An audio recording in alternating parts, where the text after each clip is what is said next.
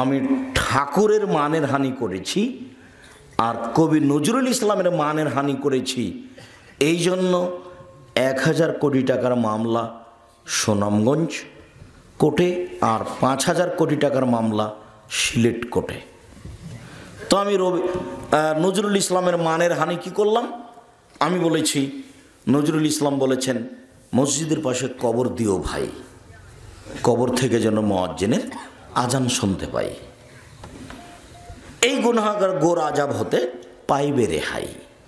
তখন আমি বলেছি, মাওলানা সাহেব, নজরুল ইসলাম সাহেব কোরআন হাদিস জানতেন না, জানলে তিনি এই কথা বলতেন না। মসজিদের পাশে কবর কেন, কাবা ঘরের নিচে ঢুকে দিলে 1 পয়সা লাভ হবে না, কর্ম অনুযায়ী বিচার হবে, এ কথাই ঠিক।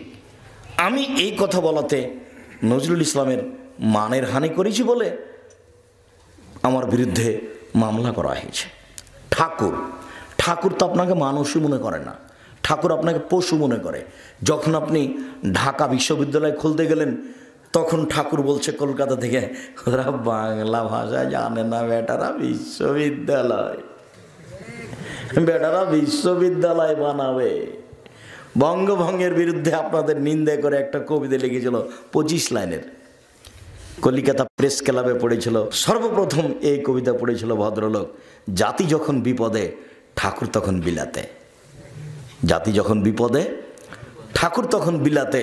25 লাইনের কবিতা বলেছিল। যতবার বলছে ওমা তোমার আকাশ তোমার বাতাস, ততবার বলছে ও কালিমা তোমার আকাশ তোমার বাতাস। কোনোদিন পড়ে দেখেছেন? কোনোদিন বিবেচনা করেছেন? তখন আমি বলেছি তোর বাপের আকাশ। কি তো বুঝতে পারলাম না, আমি নাকি ঠাকুরের নিন্দা করলাম, তাই মামলা করলো। যেই না ভুল হিসাব, আমি তা করিনি, আমি নিন্দা করব কেন? আমি বলেছি শরীয়তে এরকম নয়। ছেলে মেয়েকে শিরক থেকে বাঁচাতে হবে, জাহান্নাম থেকে বাঁচালে 1 নাম্বার বাপের প্রয়োজন, ছেলে মেয়েকে শিরক থেকে বাঁচানো। লোকমান হাকিম বলছেন, বোনাইয়া ও আমার আদরের ছেলে, লা তুশরিক বিল্লাহ, আব্বু আল্লাহর সাথে শিরক করো না, ইন্না শিরকা লাযুলমুন আযীম, শিরক হচ্ছে সবচেয়ে বড় পাপ। পাপের জগতে সবচেয়ে বড় পাপ হলো শিরক। ছেলে মেয়েকে শিরক মুক্ত করতে হবে, পরিবারকে যেতে দিতে হবে না কবরের কাছে। কবরের কাছে কিছু পাওয়া যাবে না, কবর থেকে কোনো জিনিস কাউকে ছেলে দিতে পারে না। কবরের কাছে মানত মারা যায় না, মহাস্থান কবরে গরু জবাই করা যায় না, ছাগল মুরগি দেওয়া যায় না, সেখানে মানত মারা যায় না। যারা মেনেছে মানবে তারা মুসলমান নয়, তারা খারেজ হয়ে গেছে ইসলাম থেকে, তাদের জান্নাতের কোনো পথ নেই। বিচারের মাঠে আল্লাহ তাআলা আদম সন্তানকে সামনে বলবেন, বিচারের মাঠে আল্লাহ উপস্থিত হবেন। যখন আদমের ছেলে মেয়ে উপস্থিত হবে, তখন আল্লাহ বলবেন, ইবনা আদম লা আতাইতানি বিকুরাবিল খাতায়া সুম্মা লাকিতানি লা তুশরিকু শাইআন আতিত কবে করাবে মাগফিরা। এই আদমের ছেলে মেয়ে শোনো, আজকে যদি তোমরা আকাশ জমিন পরিমাণ পাপ নিয়ে উপস্থিত হয়ে থাকো, তোমাদের পাপ আর পাপ, আকাশ জমিন একবার পরিপূর্ণ হয়ে আছে পাপে, আমি তোমাদের এই পরিমাণ ক্ষমা নিয়ে উপস্থিত হয়েছি যদি শিরক না থাকে। তোমাদের পাপ যত আমার ক্ষমা তত, তোমাদের পাপ যত আমার ক্ষমা তত, যদি শিরক না থাকে। তোমাদের পাপ যে পরিমাণ আমার ক্ষমা সেই পরিমাণ, তোমাদের পাপ যে পরিমাণ আমার ক্ষমা সেই পরিমাণ, যদি শিরক না থাকে। তো এবার আপনার হুজুরকে বলেন যে আব্দুর রাজ্জাক সাহেব বা আহমদ সাহেব শিরক কোনটা, উনি যদি বলেন যে বাংলাদেশে কোনো শিরক নেই, ভালো কথা। আর যদি বলেন যে শিরক আছে, তাহলে ঠিক তাকে বলতে হবে। আমি খাকসার আমার বুঝে যা আছে তা আমি শিরকের নোট করেছি, বক্তব্যও আছে। এদেশে একটা বই পাওয়া যায়, কে বড় ক্ষতিগ্রস্ত। আমাকে কিনতে বলিয়েন না, যে আপনি লিখেছেন আপনি কিনেন, তাহলে তো আমি আপনার উপকার করতে পারবো না। কে বড় লাভবান বইটা লিখেছি জঙ্গিদের বিরুদ্ধে 2005 সালে, যেদিন সরকার স্বপ্নেও দেখেনি জঙ্গি, সেদিন আমি কলমে লিখেছি এদেশের মাটিতে জঙ্গি বিরোধী বক্তব্য আমার চেয়ে কারো কঠোর কঠিন আছে তা আমার জানা নেই। আমার আগে জঙ্গি বিরুদ্ধে কলম ধরেছে কেউ আমার আগে, তা আমার জানা নাই। 2005 সালে আমার বইটা ছাপা, বইয়ের নাম কে বড় লাভবান। এক লাইন পড়লে বুঝতে পারবেন আপনার সুবিধে, ক্ষতিগ্রস্ত এক লাইন পড়লে বুঝতে পারবেন আপনার ক্ষতি, তার নামই হলো ক্ষতিগ্রস্ত। কে বড় ক্ষতিগ্রস্ত আর ওটা কে বড় লাভবান। ওতে এক জায়গাতে সিরিয়াল দেওয়া আছে, এটা শিরক, এটা শিরক, এটা শিরক, এটা শিরক, সিরিয়াল দেওয়া আছে। আর ধারাবাহিক কোথায় কোথায় কোথায় কোথায় শিরক হয় এগুলো সব উল্লেখ করা আছে। এখন আপনার ইমাম যদি বলেন যে আমাদের দেশে শিরক নাই, ভালো কথা, বিচারের মাঠে আল্লাহ বলবেন যে তোমার যদি শিরক না থাকে তাহলে তোমার পাপ যত আমার ক্ষমা তত। সেদিন কি আল্লাহও বুঝবেন না যে কোনটা শিরক? নাউজুবিল্লাহ মিন যালিক। ও তো খুব ভালো বুঝবেন, তো সর্বশক্তি মানুষ, সব কিছু গাতা, সব কিছু জানেন, তিনি আলিম, সব কিছু জানেন। ছোট শিরক, আমি কথা বলছি টিকটিকি টিকটিক করে উঠলো, তা আপনি বললেন হ্যাঁ আপনি ঠিক বলেছেন, ওই যে টিকটিকি বলল, তা আমি ঠিক বলেছি কি না এটা আল্লাহ ভালো জানেন। তো টিকটিকি কিভাবে জানলো? তো আল্লাহর সাথে কাউকে সমান করে দেওয়ার নাম হলো শিরক। যখনই গাড়িটা ছুটেছে ঢাকা থেকে বা গোবিন্দগঞ্জ গাইবান্ধা থেকে রংপুর থেকে, তখন থেকে বারবার কন্ট্রাক্টর বলছে, ড্রাইভার বলছে কন্ট্রাক্টরকে, ভাই মহাস্থানে 10টা টাকা দিও, ভাই মহাস্থানে 10টা টাকা দিয়ে দিও। কেন? তার মাথায় কাজ করছে যে মহাস্থানে 10টা টাকা দিলে গাড়িটা অ্যাক্সিডেন্ট হবে না, ও কবর থেকে ঠেকিয়ে দিবে অ্যাক্সিডেন্ট যেন না হয়। এর নাম শিরক। অ্যাক্সিডেন্ট ঠেকাতে পারে কে? আল্লাহ।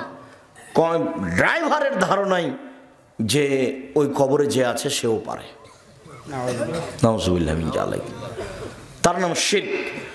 ছেলে মেয়েকে, আহাল পরিবারকে জাহান্নাম থেকে বাঁচাতে হলে বাপ স্বামী 1 নম্বর কাজ কি করবে বলেন তো? শিরক থেকে ছেলে মেয়েকে বাঁচাবে। তো বাপই তো শিরক বুঝে না, বাপকে শিরক বোঝার জন্য আজকে অনুরোধ জানাচ্ছি, যাওয়ার সময় যদি একটা বই থাকে কে বড় ক্ষতিগ্রস্ত, নিজে যদি পড়তে না পারেন তাহলে ছেলেকে বলবেন আবু পড়ো তো, কোথায় শিরক আছে আমি একটু অবগত হই। দেখে দেখে দেখে দেখে শিরক ছেড়ে দিবেন, ছেলে মেয়েকে ছাড়াতে বাধ্য করবেন। এদেশের জন্মগতি হচ্ছে শিরকের ওপরে, এদেশের জন্ম স্বভাবই খারাপ। আপনাকে আমি বলিনি যে সৌদি আরবের একটা বাচ্চা, খুব দুষ্ট বাচ্চা, সাইকেলে চড়ে যাচ্ছে, যেতে যেতে একটা ইঁটে ধাক্কা খেয়ে উল্টে পড়ে গেছে।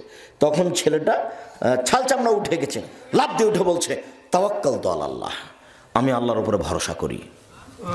আর বগুড়া বাংলাদেশের একটা খুব দুষ্ট ছিল শয়তান, ও যাতে সাইকেলে চড়ে খুব জোরে যাচ্ছে, যেতে যেতে একটা ইঁটে ধাক্কা খেয়ে উল্টে পড়ে গেছে, ছাল চামড়া উঠে গেছে। ও লাফ দিয়ে উঠে বলছে অমুকের বাচ্চা অমুক ইঁট রেখেছে। বুঝতে পারলেন না মনে হয়? ও ছেলে বলছে পড়ে গিয়ে, ও কিন্তু কে ইঁট রেখেছে তার দোষ উল্লেখ করেনি। ওই ছেলেটা বলতো তাওয়াক্কালতু আলাল্লাহ, পড়ে গেছি তাতে কি হবে, আমি আল্লাহর উপরে ভরসা রাখি। আর এই ছেলেটা বলছে অমুকের বাচ্চা অমুক ইঁট রেখেছে।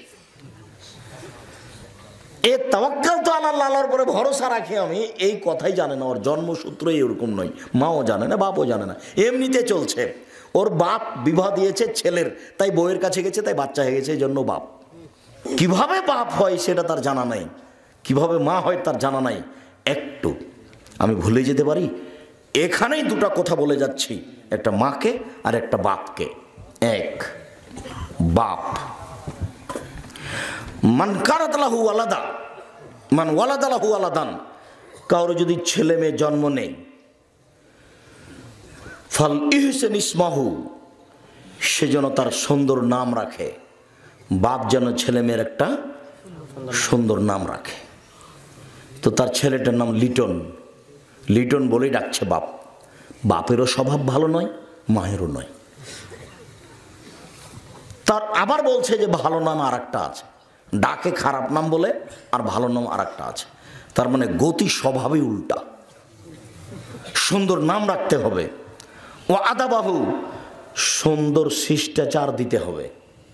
শিষ্টাচার তো বাপ মায়ের জানা নাই, শিষ্টাচার কাকে বলে একটু পরে আমরা আসছি। ফাইজা বালাগা, ছেলে মেয়ে যখন বড় হয়ে যাবে, ফলে ইজবে জহু, বাপ তার বিবাহ দিয়ে দিবে। ফাইজা বালাগা, ছেলে মেয়ে যদি বড় হয়ে যায়, অলাম ইজবে জহু, যদি বাপ তার বিবাহ না দেয়, ফাইন আসাবা ইসমান, ওই ছেলে মেয়ে যদি পাপ করে, ফাইন ইসমলা আবিহে, সে পাপ তার বাপের হবে।